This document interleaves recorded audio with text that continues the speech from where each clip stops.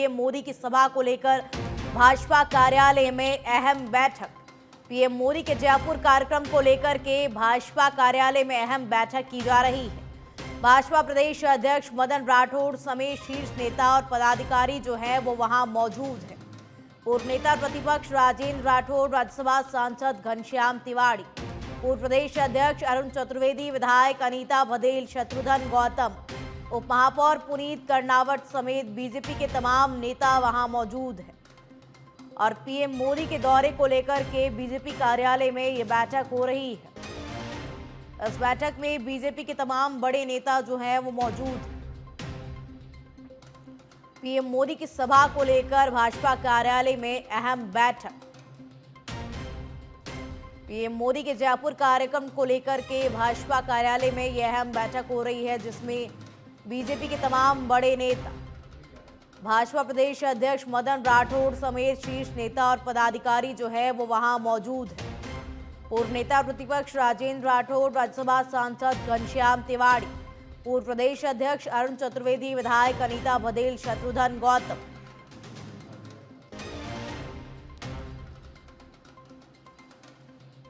और इस खबर पर और अधिक जानकारी के साथ सुनील यादव फोन लाइन पर जुड़ चुके हैं। सुनील, क्या कुछ पूरी जानकारी है? ये भाजपा कार्यालय में ये अहम बैठक हो रही है और पीएम मोदी की सभा को लेकर के ये अहम बैठक हो रही है। कौन कौन फिलहाल वहां मौजूद है?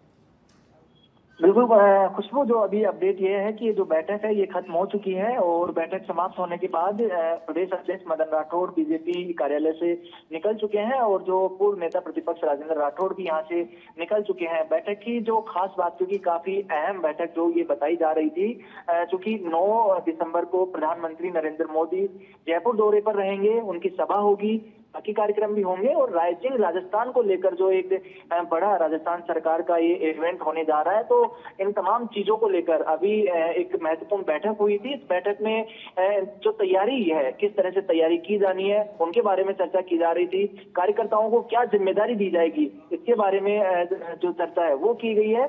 साथ ही साथ सबसे बड़ी बात यह है, चूंकि जब मोदी की सभा होगी तो बड़ी संख्या में जो लोग हैं वो भी जुटाने का एक बड़ा जो टास्क है भाजपा के पास वो रहने वाला है, क्योंकि 9 तारीख काफी नजदीक है। तो ऐसे में अब तमाम जो तैयारियां हैं वो किस तरह से तेज की जाए, जो सभा है उसको किस तरह से सफल बनाया जाए, इन सभी बातों को लेकर, इन मुद्दों को लेकर बीजेपी की अहम बैठक हुई। खुद मदन राठौड़ मौजूद थे और जो तमाम शीर्ष पदाधिकारी थे भाजपा के, वो इस बैठक में मौजूद रहे।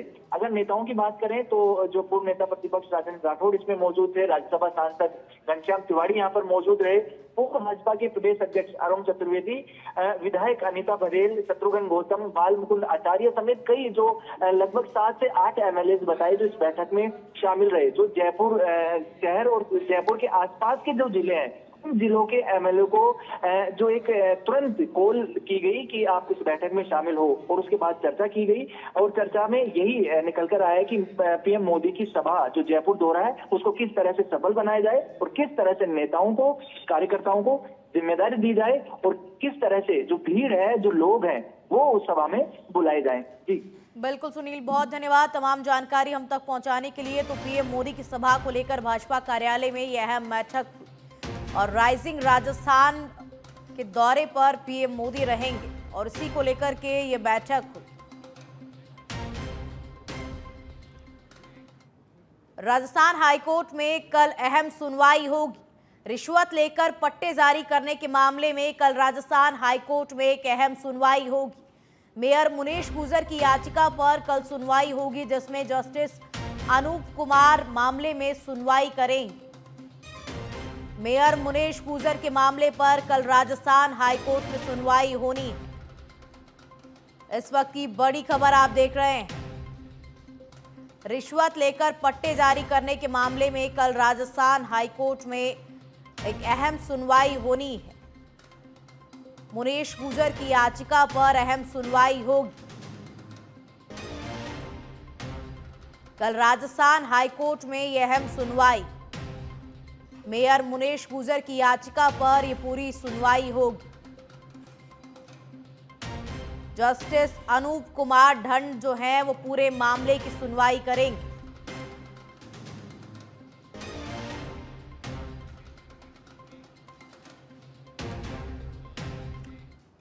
मुख्यमंत्री भजनलाल शर्मा का दादिया दौरा, पूर्व मंत्री अरुण चतुर्वेदी और राजेंद्र राठौड़ भी साथ में मौजूद रहे। पीएम नरेंद्र मोदी के साथ राजस्थान के दौरे को लेकर जायजा लिया गया। प्रशासन के आला अधिकारी भी मौके पर मौजूद रहे। पीएम मोदी के दौरे को लेकर के जायजा लिया गया है। चूंकि राइजिंग राजस्थान समिट होने वाला है, उसको लेकर के पीएम मोदी जयपुर आएंगे।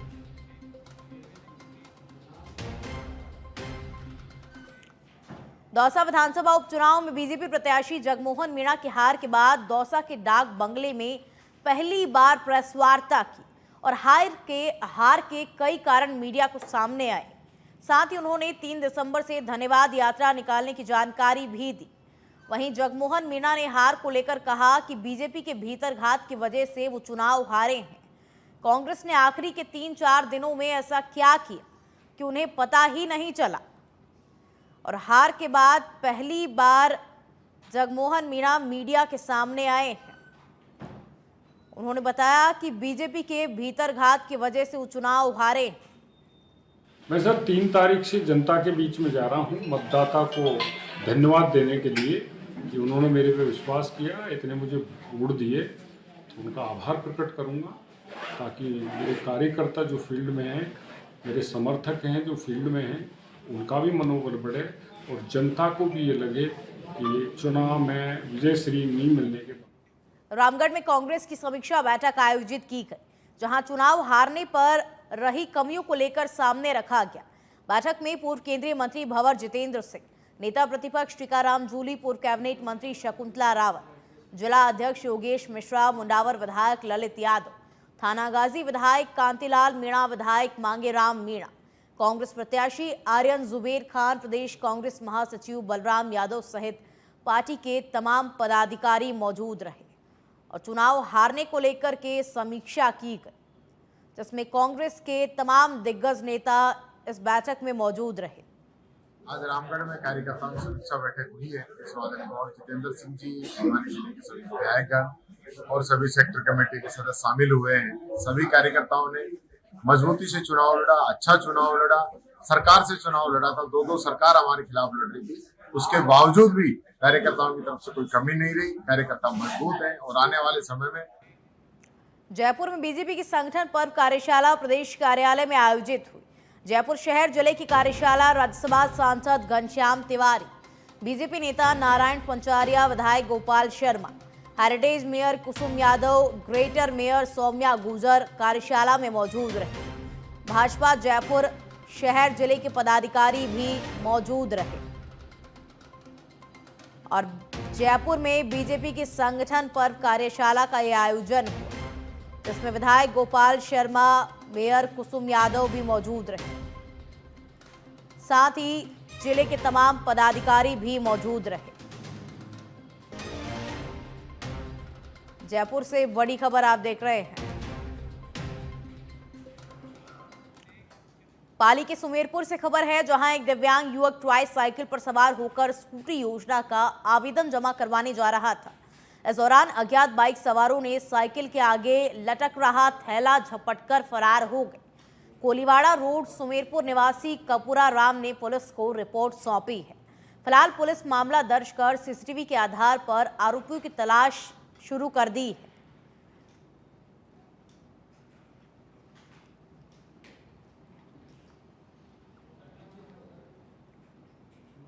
ये सीसीटीवी फुटेज आप अपनी टीवी स्क्रीन पर देख सकते हैं। पुलिस ने 2 आरोपी युवक की तलाश में जुट गई है। प्रदेश के ऊर्जा मंत्री हीरालाल नागर कोटा के इटावा पहुंचे, जहां उनका समर्थकों ने जगह जगह पर भव्य स्वागत किया। बता दें, मंत्री हीरालाल नागर इटावा में राष्ट्रीय शिक्षक संघ उप शाखा इटावा की ओर से आयोजित शपथ ग्रहण समारोह में शामिल होने पहुंचे, जहां पर उनका भव्य स्वागत किया गया। ये तस्वीरें आप देख सकते हैं कि किस तरीके से फूल मालाओं से स्वागत किया जा रहा है। राष्ट्रीय शिक्षक संघ के शपथ ग्रहण समारोह में शिरकत करने के लिए पहुंचे थे। कठपुतली से बड़ी खबर, पशु परिचर सीधी भर्ती परीक्षा में 80 कार्मिकों का वेतन रोका गया है। ऑब्जर्वर ड्यूटी में अनुपस्थित रहे 80 कार्मिकों का वेतन रोक लिया गया है। एडीएम ओम प्रकाश सहारण ने आदेश जारी किया है कि बगैर सूचना अनुपस्थित रहे ऑब्जर्वर के तौर पर नियुक्त कार्मिकों का परीक्षा के दिनों का वेतन रुकेगा। कार्मिकों के विरुद्ध राजस्थान सेवा नियमों के अंतर्गत नियमानुसार कार्रवाई होगी। बगैर सूचना अनुपस्थित रहे ऑब्जर्वर के तौर पर नियुक्त कार्मिकों का वेतन रोका जाएगा। सिक्किम के राज्यपाल ओम माथुर दिल्ली से श्रीगंगानगर के सादुल शहर पहुंचे, जहां उन्होंने दिवंगत प्रद्युमन शर्मा को श्रद्धांजलि दी।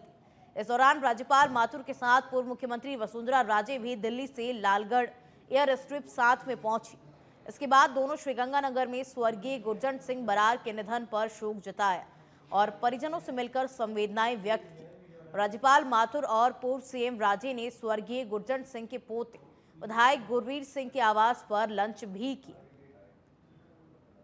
पूर्व सीएम वसुंधरा राजे जो हैं वो साथ में मौजूद रही और दिवंगत प्रद्युमन शर्मा को श्रद्धांजलि देने के लिए पहुंचे थे। स्वर्गीय गुरजंट सिंह बरार के निधन पर शोक जताया गया, साथ ही उनके परिजनों से मिलकर संवेदनाएं भी व्यक्त की गई। सिक्किम के राज्यपाल ओम माथुर हैं वो श्रीगंगानगर पहुंचे थे।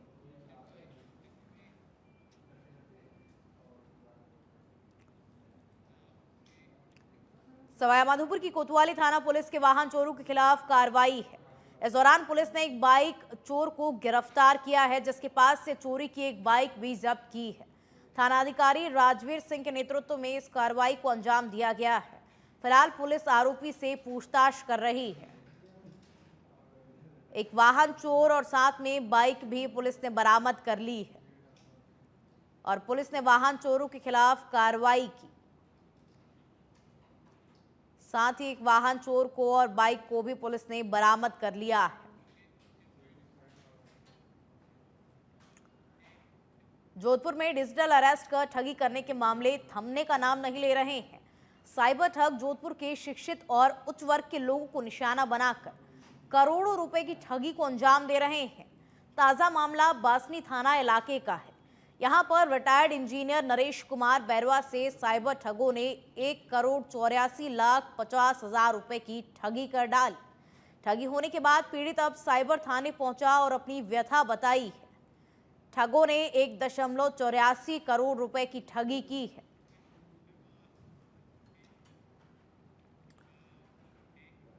विधानसभा उपचुनाव के दिन टॉक में हुए थप्पड़ कांड के 17 दिन बाद कांग्रेस नेता प्रहलाद गुंजल समरावता पहुंचे हैं, जहां उन्होंने ग्रामीणों से मुलाकात के बाद मीडिया से बात करते हुए कहा कि गांव में हिंसा और आगजनी के साथ पुलिस की बर्बरता के जो निशान जिंदा हैं, गाड़ियों के जले हुए ढेर, महिला के टूटे हुए हाथ पैर, आंसू गैस के गोलों के ढेर, वो सब इस बात की गवाही दे रहे हैं कि ऐसा जुल्म फिरंगी राज में पुलिस किया करती थी।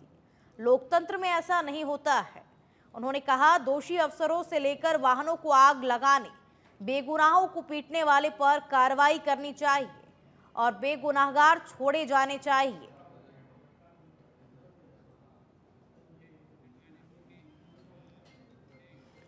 बजलाल कैबिनेट बैठक में धर्मांतरण विरोध बिल को मंजूरी दे दी गई है। अब बजट सत्र में सदन के अंदर ये बिल लाया जाएगा। जबरन धर्मांतरण करने पर 10 साल तक की जेल की सजा होगी। मर्जी से धर्म परिवर्तन करने पर भी 60 दिन पहले कलेक्टर को सूचना देनी होगी। तो वहीं धर्मांतरण कानून पर सिरोही से आम लोगों की प्रतिक्रिया भी सामने आई है। सबसे पहले तो एजुकेशन पर ध्यान देना चाहिए। एकल विद्यालय के माध्यम से, जैसे संगठन के माध्यम से एकल विद्यालय खोले गए, तो ये जगह जगह अपने एकल विद्यालय के माध्यम से एजुकेशन बढ़ रहा है, उसके माध्यम से आप उसको सुधारा जा सकता है। दूसरी बात, जाके जगह जगह ये अपने कार्य ऐसे करने चाहिए ताकि आरक्षण का मामला, आरक्षण किससे संबंधित, धर्मांतरण से संबंधित, ये जो अभी जगह जगह आपके ये खोले जा रहे हैं हर रविवार को, और इनके माध्यम से ये क्रिश्चियन लोग आते हैं और इनको समझाइश करके और प्रलोभन देके, ज़मीन जायदाद हर चीज़ का प्रलोभन देके इनको मोटिवेट करते हैं। के लिए या धर्मांतरण के लिए जो टारगेट है वो आदिवासी लोग हैं, जो जनजाति लोग हैं उनके ऊपर में है, और उनको लालच दे करके और किसी तरीके से हमारे जो उनके पूजा पद्धति से अलग करके इस तरीके से विषय करके वो लोग धर्मांतरण के लिए कर रहे हैं। सरकार को उनकी एक तो आर्थिक जो स्थिति है उस पर ध्यान रखना चाहिए। साथ ही हमारे कुछ इनके एजेंट के रूप में काम कर रहे हैं।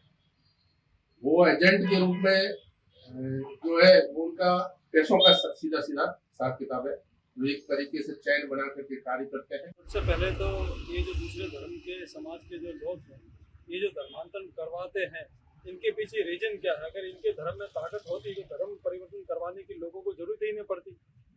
भोली भाली जनता को भड़का के अपने धर्म के प्रति उनको बहला के फुसला के सारे काम ये करवाए जाते हैं। कुछ पैसों की लालच भी दी जाती है और कुछ ढकोसले भी किए जाते हैं, जो बिल्कुल गलत है, क्योंकि अधिकतर जनजाति क्षेत्र की जो जनता है वो पढ़ी लिखी नहीं है, भोली भाली है और पिछड़े वर्ग से आती है। पिछड़े वर्ग से तात्पर्य ये है कि आर्थिक दृष्टि से कमजोर है और कमजोर होने की वजह से उनको कहीं ना कहीं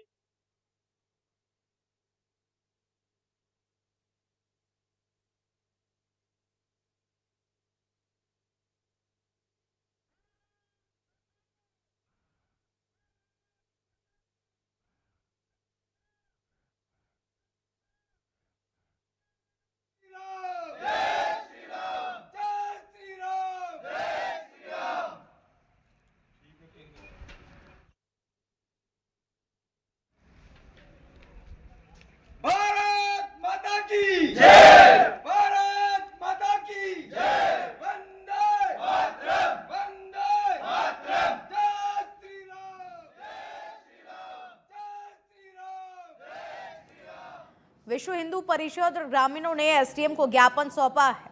ये पूरा मामला जो है वो मंदिर परिसर में पशु अवशेष मिलने का है।